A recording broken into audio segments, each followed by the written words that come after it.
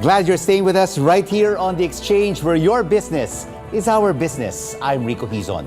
With all of this talk of infrastructure investments, what's in it for the ordinary Filipino? Let's now have an exchange with think tank Infrawatch PH convenor Terry Ridon. Terry, great to have you with us on the program live here in the studio. What is your assessment of the Marcos administration's investment infrastructure strategy? Well, I think what the President had said has been very clear. He wants to undertake PPPs, he wants to undertake ODAs, and he wants to undertake different types of financing for his infrastructure program. I think this mix of financing is very important because this is a departure from what the previous government had done. Because they had focused more on the ODAs and on the bilateral deals with different countries. All right. We had earlier Finance Secretary Ben Jokno, and he mentioned about the many funding strategies. Should we really use government funding for our infrastructure, or should we rely on the private partnership investments, the bilateral deals, and the ODAs? Well, I think to be perfectly clear, PPPs are only viable for actually commercially viable projects. So in other areas of infrastructure development and in general development, there are projects that can only be undertaken by government funding itself or by borrowing through ODA, particularly in still emerging regions, in still emerging areas like in the provinces. So I think it is absolutely necessary that both types of funding should be undertaken by government. Which infrastructure projects, in your view, will be going to the private sector? Well, I think one of it would be the NAIA rehabilitation. And I think this is something in which the President will be able to make a difference because the previous government, in fact, shelved all attempts to redevelop NAIA with the private sector. Do you think that this should all go through a bidding process?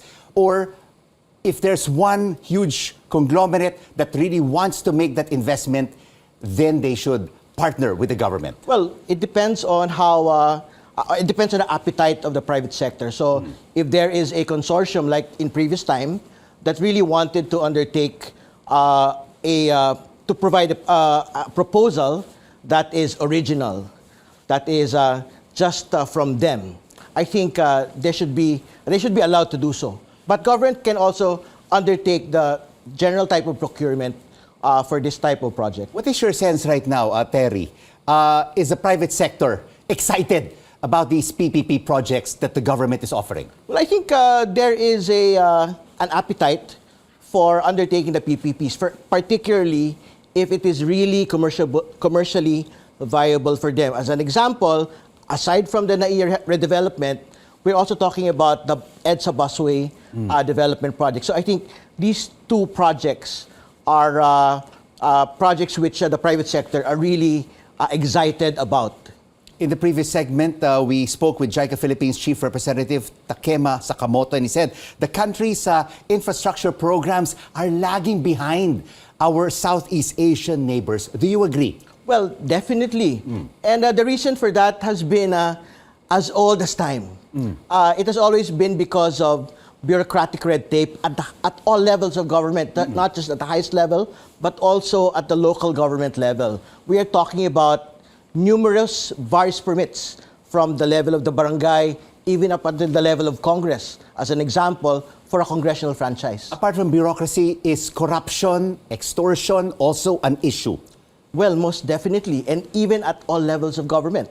So we are talking about unscrupulous government officials delaying, for example, the release of permits, waiting for the private sector, for example, to approach them and ask them to expedite and help them out. So these are things that should be resolved in the next couple of years. So Terry, does this turn off foreign investors? I mean, we're seeing the President making close to 10 travels already overseas, trying to attract investors. The economic team was just recently in Washington, D.C. With these kinds of bureaucratic red tape and corruption, will foreign investors really want to put their money in Philippine infrastructure? Well, most certainly, this is a stumbling block, not just for foreign investment, but even for domestic investment. Because the question for investors is, would I invest in the Philippines, where you have these problems, or will I invest somewhere else, somewhere around the world, even in other emerging economies? That's why we are lagging behind our Southeast Asian neighbors.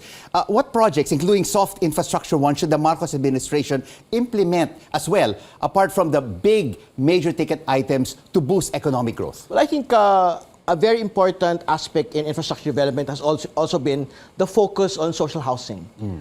Very important that we are able to provide millions of homes to marginalized families. And this is being undertaken by the housing agencies at the moment. No? So I think it's important to have a good focus on that. But more importantly, even if we proceed with PPPs or ODAs, most important would be making sure that social and environmental safeguards are being implemented in all of these projects. And Terry, of course, the bottom line is, how will it benefit our kababayans? Will these infrastructure projects of the Marcos Jr. administration have an impact on you and I over the next 6 years? Well, if we're talking about the railways, no? We're talking about railways that would be expanded to northern Metro Manila, to southern Metro Manila, and even to adjacent areas. I think we would see tremendous economic growth if you're talking about an expansion of the railways from Manila to Bulacan to Clark and from Manila to Bicol. So I think we are talking about these types of real day-to-day impact on the lives of ordinary Filipinos. Great to have you with us, Terry. Thank you so much for this Infrastructure Impact Exchange. Infrawatch PH convenor Terry Ridon. And before we go, here are words from UN official Winnie Byanyima on infrastructure. Investing in vital infrastructure will help to build more sustainable, equitable economies. And this is the exchange to make sense of the facts and the figures and the ups and downs of the business cycle, because your business is our business. I'm Rico Hizon. Thanks for watching CNN Philippines. News you can use, news you can trust.